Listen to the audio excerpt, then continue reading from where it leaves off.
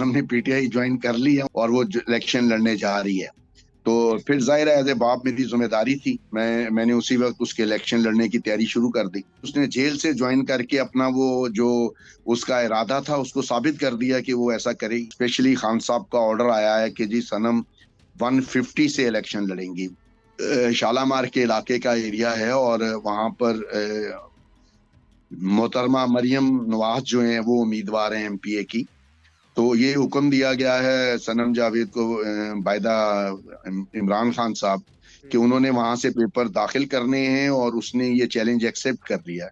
जिससे बात करो, खा वो डिप्टी कमिश्नर साहिबा हों, सेक्रेटरीज हों, आईजी पुलिस हो, जिम्मेदारी लेने के लिए तैयार नहीं है। बस वो ये कहते हैं कि जी आपको पता है हम भी इमरान खान के साथ हैं और लेकिन हम मजबूर हैं, हमें ऊपर से ऑर्डर है। सियालकोट के गयूर अवाम को रिक्वेस्ट करूंगा कि ख्वाजा आसिफ को इस तरह उस इलाके से निकालें जैसे लोग पागल कुत्ते को जूते मार के निकालते हैं। जी बिस्मिल्लाहिर्रहमानिर्रहीम, अस्सलाम वालेकुम। सियासत.पी की आप देख रहे हैं। जमाल अहमद आपके साथ हूँ। पाकिस्तान तहरीक इंसाफ की वर्कर सियासी कैदी सनम जावेद खान के फादर जावेद इकबाल खान साहब, सर अस्सलाम वालेकुम।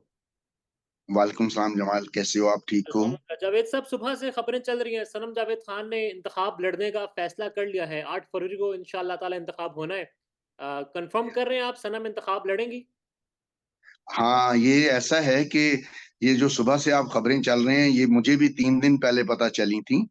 मुझे लाहौर की प्रेसिडेंट जो है पीटीआई की, उन्होंने बुला के ये कहा था कि आप नॉमिनेशन पेपर्स सनम के जमा करवाएं। तो मैंने उनसे ये क्वेश्चन किया था कि क्या सनम ने पीटीआई ज्वाइन कर ली है? उन्होंने कहा जी हाँ ज्वाइन कर ली है और वो इलेक्शन लड़ने जा रही है। तो फिर जाहिर है एज ए बाप मेरी जिम्मेदारी थी, मैंने उसी वक्त उसके इलेक्शन लड़ने की तैयारी शुरू कर दी। मतलब अब आप ये खबर एक दे रहे हैं बाकायदा तौर पर सनम जावेद खान ने पाकिस्तान तहरीक इंसाफ को as a political party join कर लिया है।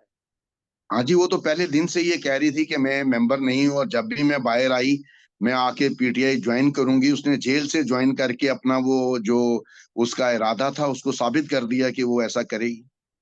इलेक्शंस अब कौन से हल्के से लड़ने का प्लान है? मखसूस नशिस्त पर है, कॉन्टेस्ट करना है? नहीं, ऐसा है कि मुझे ये बताया गया कि जी उसे मखसूस नशिस्त पर नॉमिनेट कर दिया गया है चौथे या पांचवें नंबर पे। और लेकिन जो डॉक्टर साहिबा हैं उन्होंने कहा कि जी उन स्पेशली खान साहब का ऑर्डर आया है कि जी सनम 150 से इलेक्शन लड़ेंगी, पीपी 150 से। ये तो बड़ा बड़ा तो इंपॉर्टेंट हल्का है लाहौर का, पीपी 150। अच्छा, मुझे भी ये नहीं मालूम था क्योंकि मेरा हल्का जो है वो 150 नहीं है जी। जहाँ मैं रहता हूँ। तो मैंने भी यही क्वेश्चन किया था कि जी मेरा तो उधर नहीं जानता 150 किधर है। तो उन्होंने कहा कि तुम्हें खुद ही पता चल जाएगा। तो फिर जब मैं बाहर निकल के उस हलके को ढूंढा तो मुझे पता चला कि जी वो शालामार के इलाके का एरिया है और वहां पर मोहतरमा मरियम नवाज जो है वो उम्मीदवार हैं एमपीए की। तो ये हुक्म दिया गया है सनम जावेद को बायदा इमरान खान साहब कि उन्होंने वहां से पेपर दाखिल करने हैं और उसने ये चैलेंज एक्सेप्ट कर लिया है।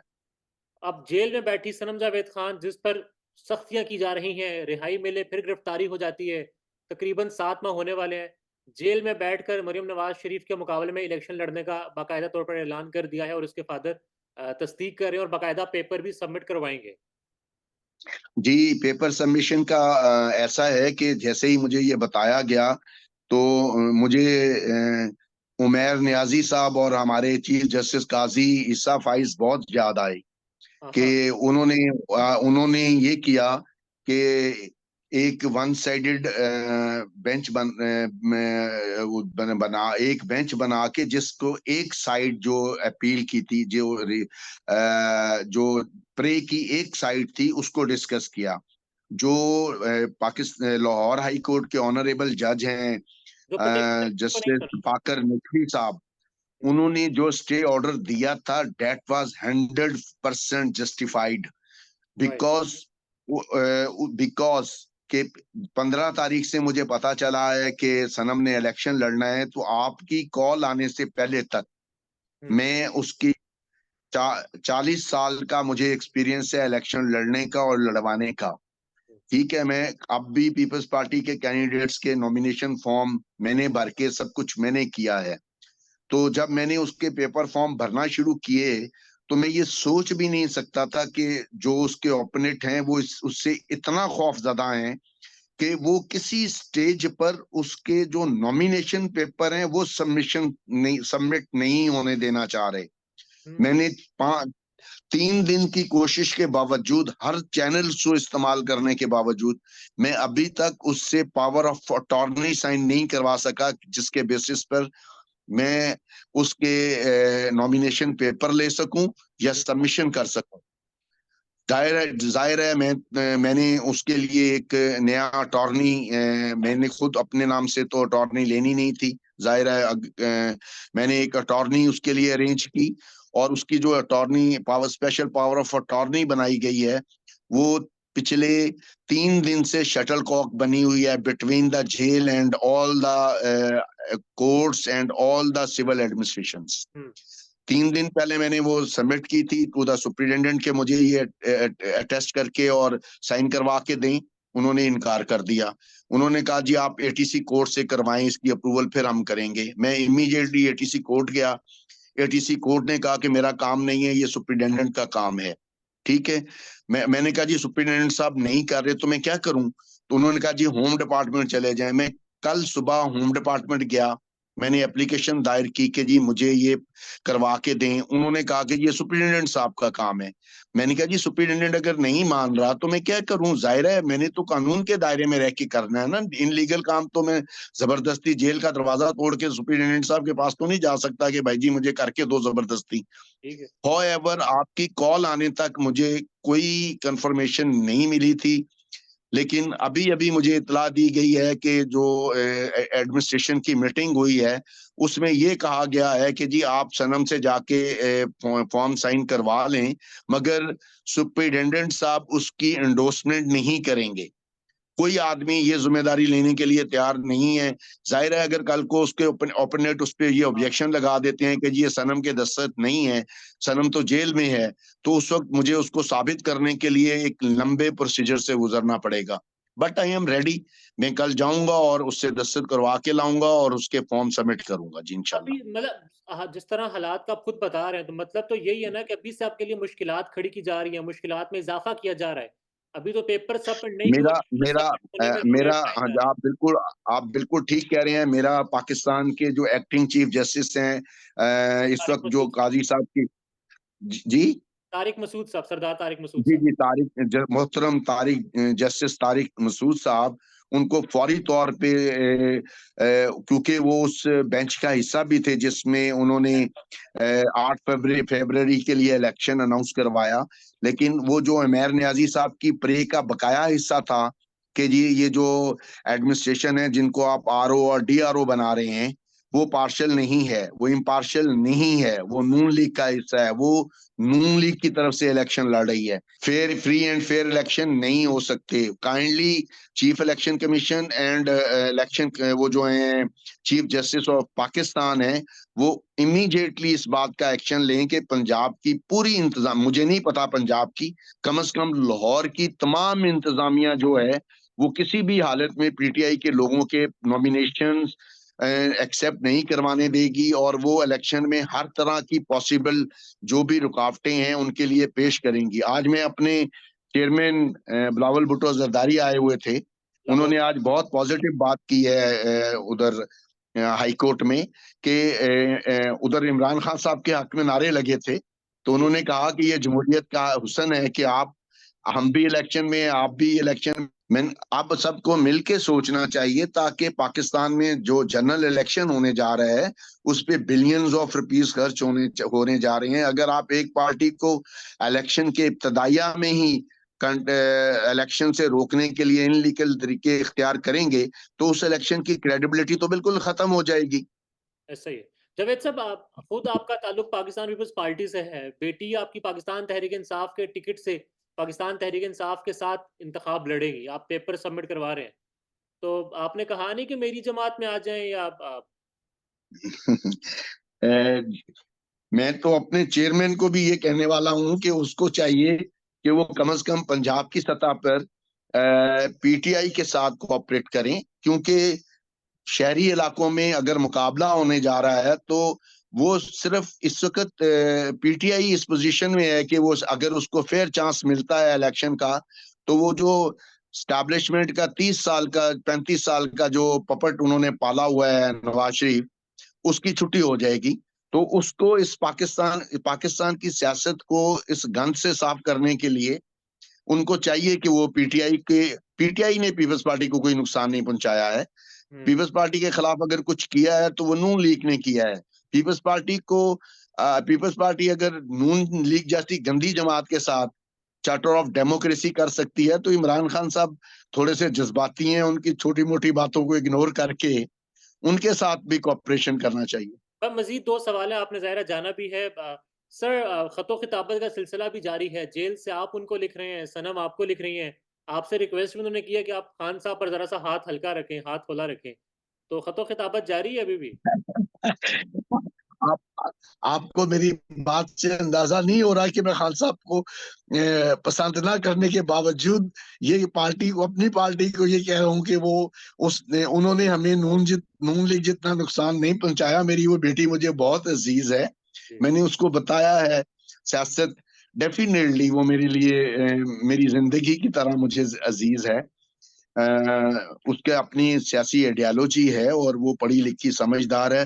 वो भी आपकी तरह की आज की नई नस्ल से है और इस वक्त 90% यूथ जो है वो ये समझती है कि इमरान खान उनके लिए निजात दहिंदा हैं।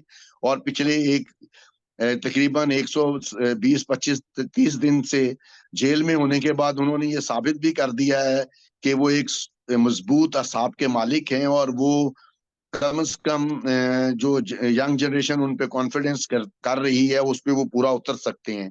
तो अब अपनी बेटी की वजह से मैं भी ये समझता हूँ कि मुझे इमरान खान साहब की नहीं मुखालफत करनी चाहिए। सर, आखिरी सवाल मेरा आपसे, ज़ाहिर है आपका बड़ा तजुर्बा है इलेक्शंस के मैदान का, सियासी मैदान का, ज़मीनी हक़ाइक़ आप जानते हैं। बड़े पावरफुल उम्मीदवार हैं मरीम नवाज़ शरीफ साहिबा, ताकतवर हैं, पूरा उनका एक ख़ानदान है सियासी, पूरी जमात है और ब्यूरोक्रेसी जिस तरह शिकायत आ रही हैं आजकल सारी, कि वो उन्हीं की तरफ झुका हुआ है। बहुत मुश्किल होगा, आगे बड़ी सख्तियाँ हैं जेल में, जिस तरह से इत्तलात सामने आ रही हैं।